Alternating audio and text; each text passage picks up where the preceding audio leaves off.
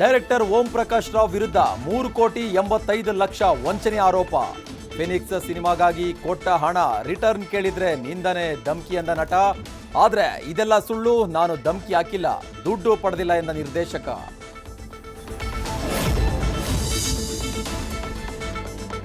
ಇಡಿ ದಾಳಿ ಬೆನ್ನಲ್ಲೇ ಐಎಎಸ್ ಅಧಿಕಾರಿ ಜ್ಞಾನೇಂದ್ರ ಕುಮಾರ್ ನಿಗೂಢವಾಗಿ ನಾಪತ್ತೆ. ಕುಟುಂಬದ ಸಂಪರ್ಕಕ್ಕೂ ಸಿಗದೆ ಮೊಬೈಲ್ ಫೋನ್ ಸ್ವಿಚ್ ಆಫ್. ಅವರೆಲ್ಲೂ ನಾಪತ್ತೆಯಾಗಿಲ್ಲ, ಊರಿಗೆ ಹೋಗಿದ್ದಾರೆ ಅಂತ ಪ್ರಿಯಾಂಕರ್ಗೆ ಸ್ಪಷ್ಟನೆ.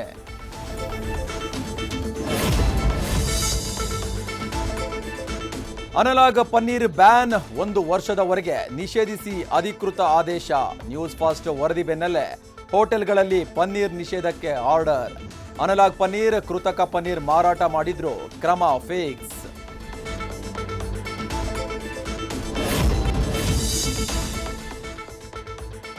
ಕೇರ್ ಮಾರ್ಕೆಟ್ ಫುಟ್ಪಾತ್ ಮೇಲೆ ಮತ್ತೆ ಅಂಗಡಿ ಪ್ರತ್ಯಕ್ಷ. ಬದಲಾಗಲ್ವಾ ಬೆಂಗಳೂರು, ಬುದ್ಧಿ ಕಲಿಯಲ್ವಾ ವ್ಯಾಪಾರಿಗಳು? ನ್ಯೂಸ್ ಫಾಸ್ಟ್ ರಿಯಾಲಿಟಿ ಚೆಕ್ನಲ್ಲಿ ಬಂಡವಾಳ ಬಯಲು.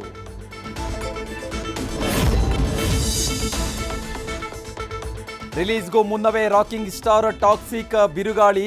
ಬುಕಿಂಗ್ ಓಪನ್, ಕೆಲವೇ ನಿಮಿಷಗಳಲ್ಲಿ ಸೋಲ್ಡ್ ಔಟ್.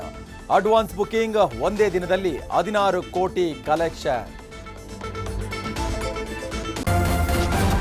ನ್ಯೂಸ್ ಫಸ್ಟ್ ನಿರ್ಭೀತಿಯಿಂದ ನಿಮ್ಮ ಪರವಾಗಿ.